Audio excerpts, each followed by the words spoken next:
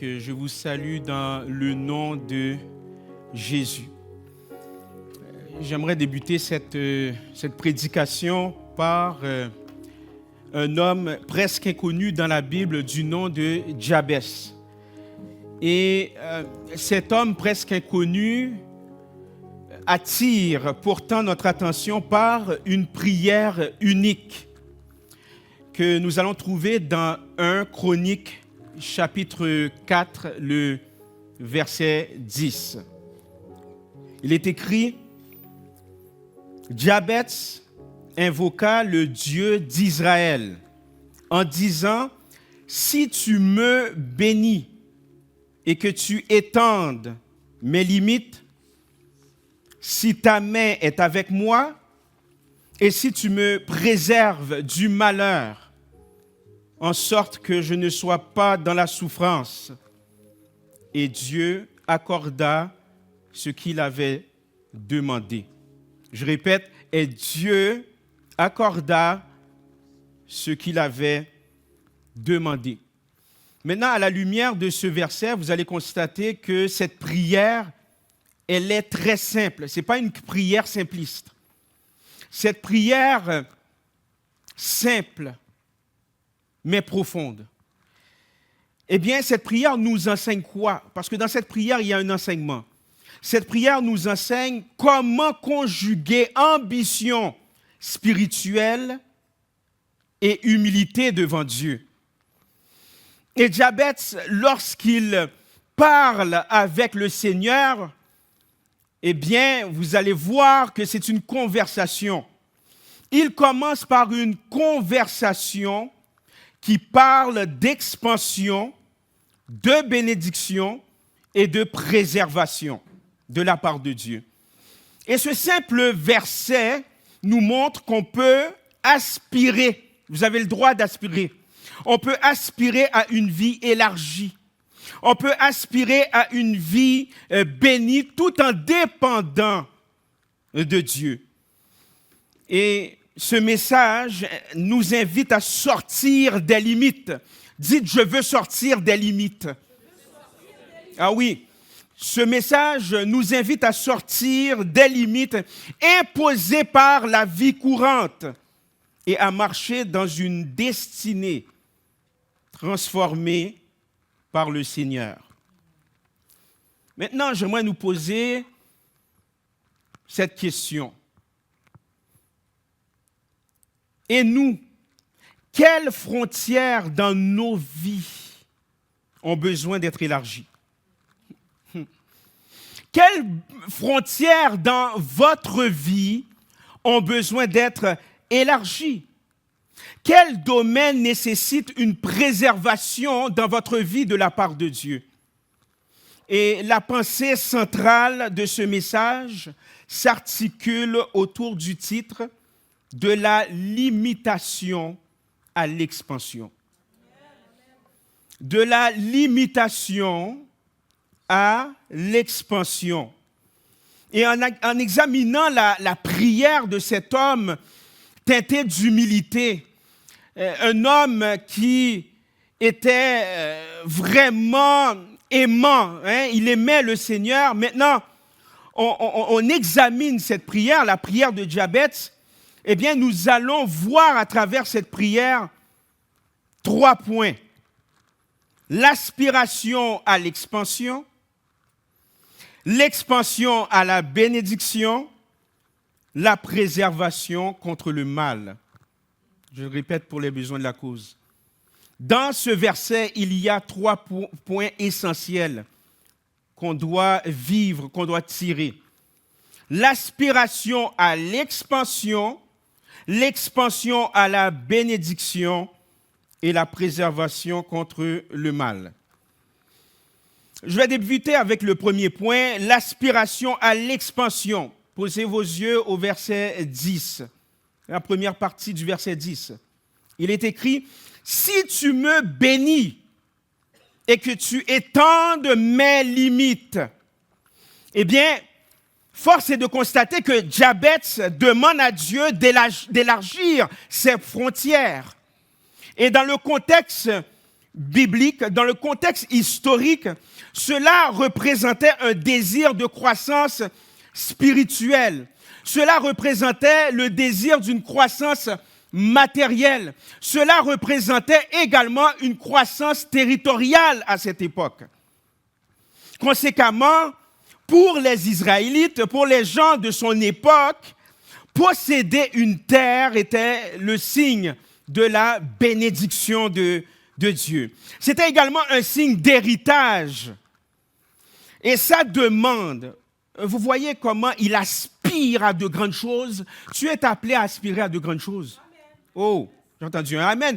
Vous êtes appelé à aspirer à de grandes choses. Et ça demande, la demande de Jabez traduit une vision audacieuse. Au-delà des limites culturelles, au-delà des limites personnelles. L'expansion, c'est de s'ouvrir à des opportunités nouvelles. C'est dommage, hein?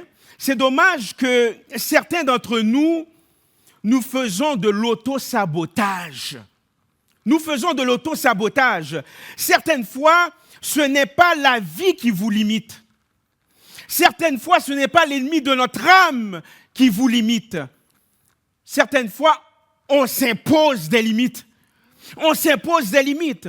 En d'autres mots, on ne se met pas dans une disposition pour s'ouvrir à des opportunités nouvelles. Dieu nous appelle à l'expansion. Et certaines fois, nous prions, nous implorons le Seigneur pour des choses, et lorsque ces choses arrivent, eh bien, on se limite. On se limite. Et pourtant, le Seigneur nous appelle à élargir, n'est-ce pas, nos limites. Eh bien, mes chers amis, comme Jabez, aspirons à élargir nos compétences. Aspirons à élargir nos relations. Aspirons également à élargir notre impact dans la communauté. En d'autres mots, lorsque vous analysez la prière de Jabez, Jabez désire gagner.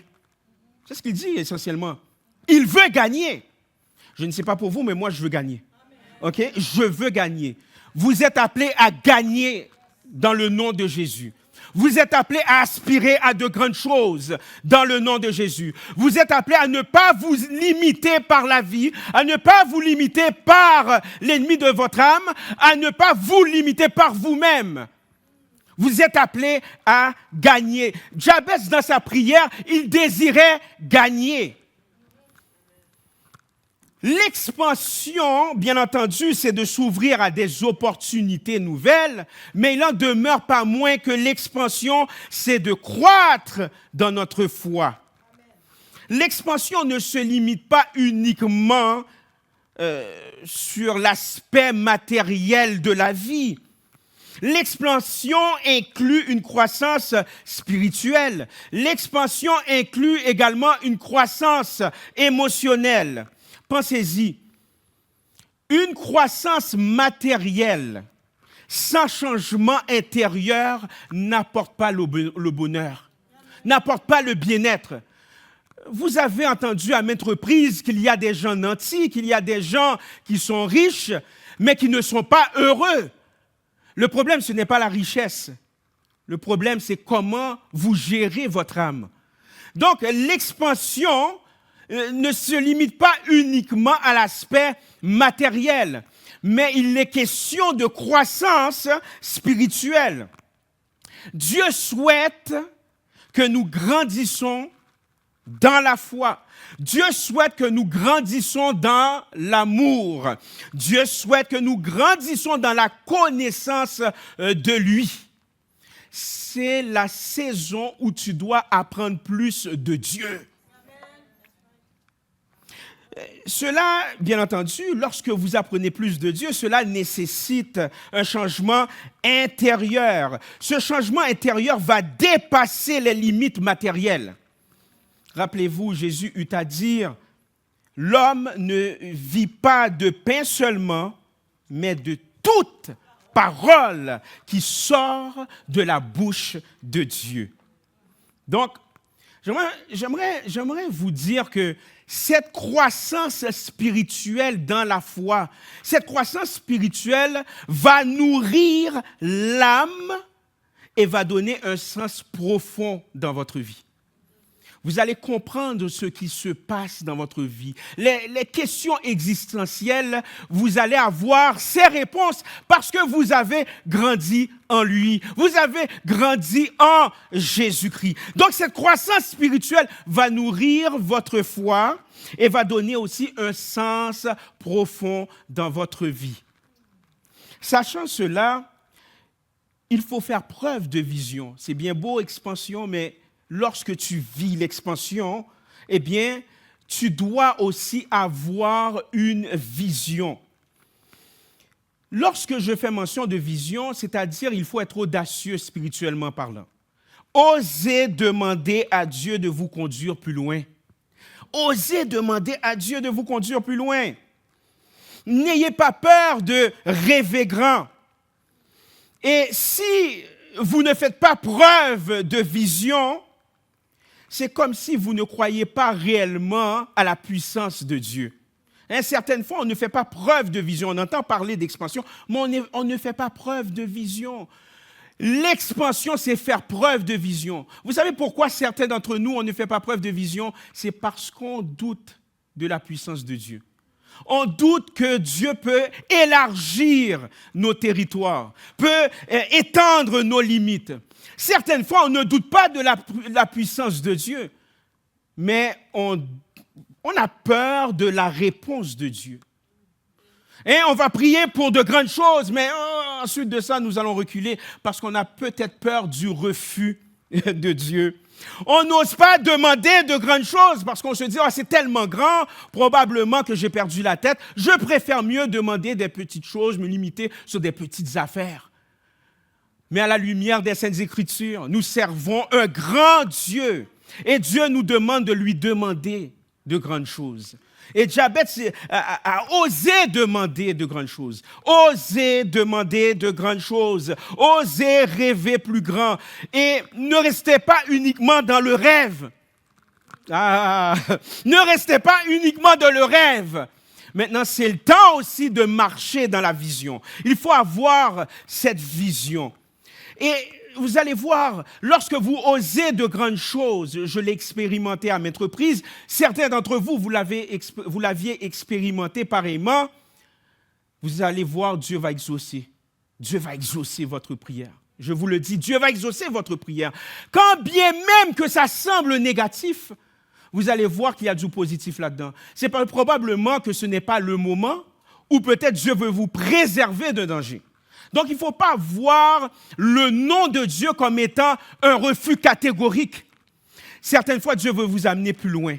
Certaines fois, Dieu va fermer la porte, mais pour ouvrir une autre porte. Mais osez rêver plus grand. Osez demander de grandes choses à Dieu. Et après l'exaucement de la prière, acceptez les défis de l'expansion.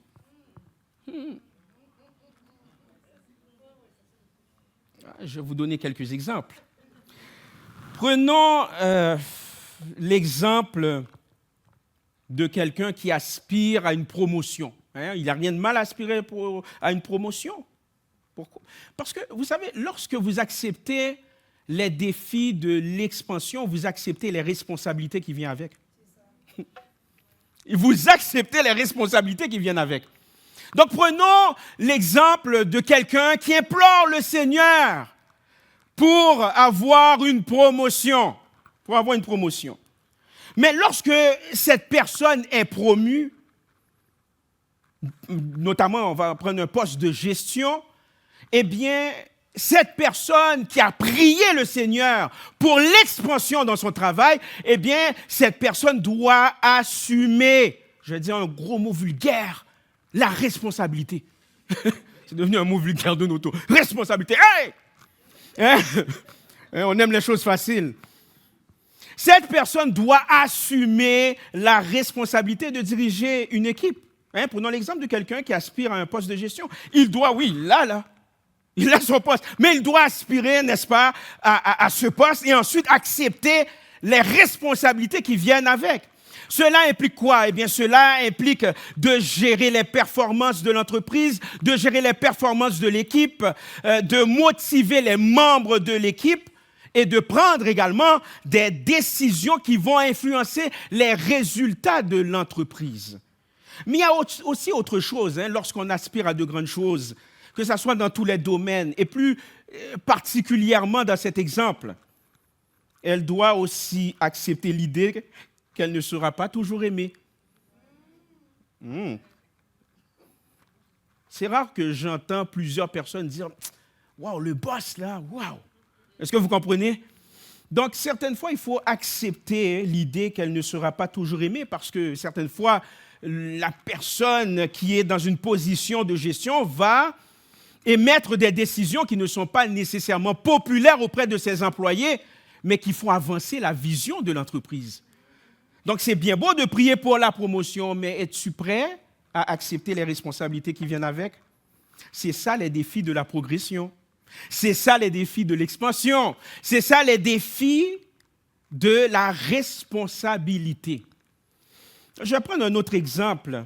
Prenons l'exemple de l'expansion relationnelle. Certaines personnes vont prier pour avoir la bonne personne, n'est-ce pas? Et quand Dieu bénit cette personne pour se marier, eh bien, cela s'accompagne aussi de responsabilités. Il faut être attentif aux besoins de l'autre. Il faut prendre le temps de l'écouter aussi. Il faut prendre le temps de le réconforter dans les moments ardus, les moments difficiles de la vie. En d'autres mots, il faut être responsable. Il faut être responsable dans le couple. Et être responsable dans le couple, c'est de rester présent dans les bons et les mauvais moments de la vie. Et cela exige une bonne communication et beaucoup de compréhension. Mais malheureusement, il y a des gens justement qui demandent l'expansion sur le plan relationnel et aussitôt que Dieu les bénit, eh bien, ils vont rester célibataires dans la relation. Oh! Ils vont rester célibataires dans la relation. Finalement, la relation se brise et se demande, Seigneur, pourquoi tu me fais ça? Ce n'est pas le Seigneur, c'est toi.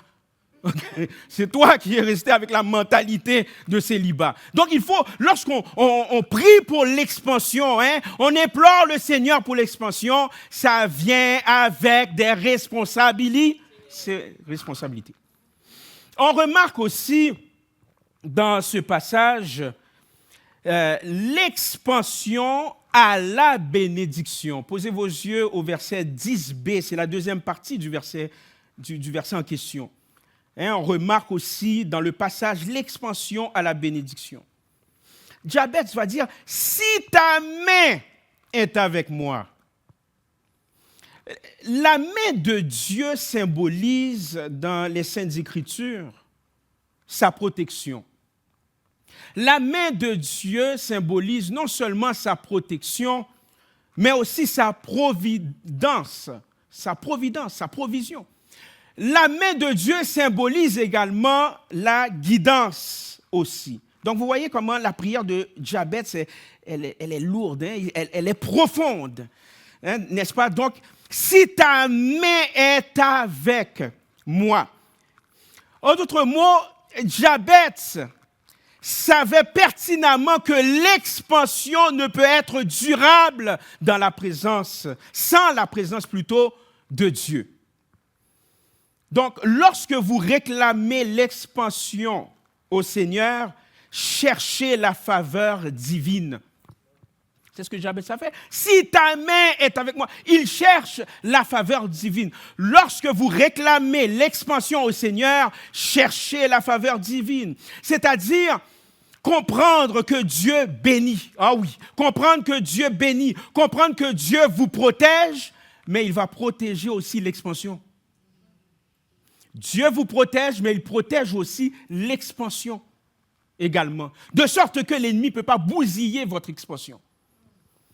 Lorsque vous réclamez l'expansion au Seigneur, il y a lieu de dépendre de lui par la prière, c'est-à-dire reconnaître que votre succès vient de lui. Reconnaître que votre réussite vient de lui et pas de vos forces. Lorsque vous réclamez l'expansion au Seigneur, il est nécessaire de devenir un canal de bénédiction pour les autres. C'est-à-dire, prenez le temps d'utiliser vos bénédictions, votre expansion, vos bénédictions pour impacter vos familles, pour impacter vos communautés, pour impacter votre entourage. Lorsque vous réclamez l'expansion au Seigneur, il est convenu de reconnaître la source de votre préservation. La source de votre préservation. La source de votre préservation, c'est Dieu. C'est Dieu qui est la source de votre préservation. Dieu est la source. Je répète, Dieu est la source. Lorsque je dis que Dieu est la source, c'est-à-dire que Dieu est le pilier. Dieu est le pilier de toute stabilité. Dieu est le pilier de toute réussite. Et c'est la préservation contre le mal. Verset 10. Si tu me préserves du malheur, en sorte que je ne sois pas dans la souffrance.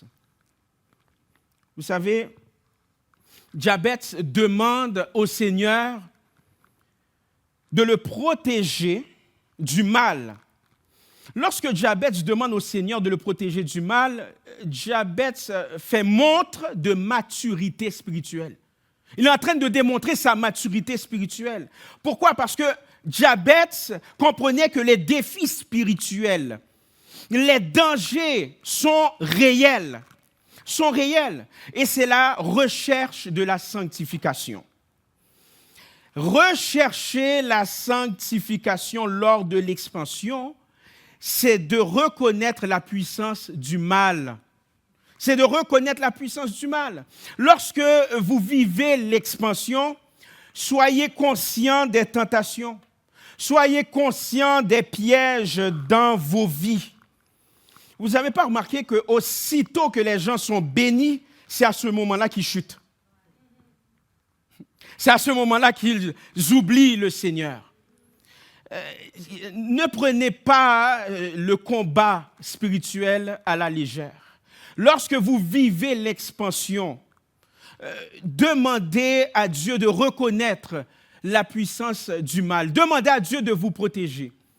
Hier après-midi, j'ai conversé avec un ami pasteur des États-Unis et il a voulu savoir comment a été notre service du 12 janvier, parce que lui également, il a dirigé un service, il a organisé un service pour commémorer le tremblement de terre, le 15e anniversaire du tremblement de terre en Haïti. Et il a dit, par voie téléphonique, on était en train de jaser, il a dit carrément, écoutez, c'était un bon service, c'est un service béni. Mais il a ajouté, j'ai constaté que toutes les fois que nous avons un service puissant, une très belle célébration, c'est à ce moment-là que l'ennemi de notre âme essaie de nous attaquer. C'est à ce moment-là que nous sommes découragés. Et c'est à ce moment-là que nous devrions être, être alertes à cela. Et il était au courant. Donc c'est la même chose.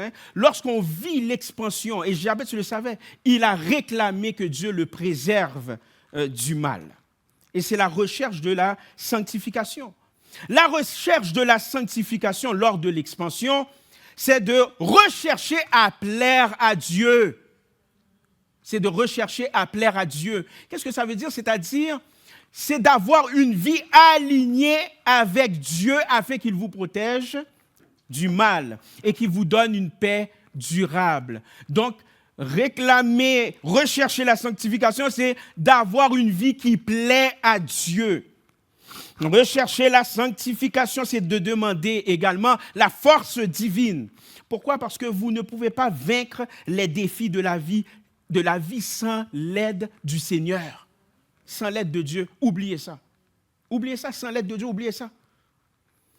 Rechercher la sanctification lors de l'expansion, c'est de rester dans la paix. C'est de rester dans la paix parce que quand Dieu vous préserve, il vous donne une paix que rien ni personne ne peut vous enlever.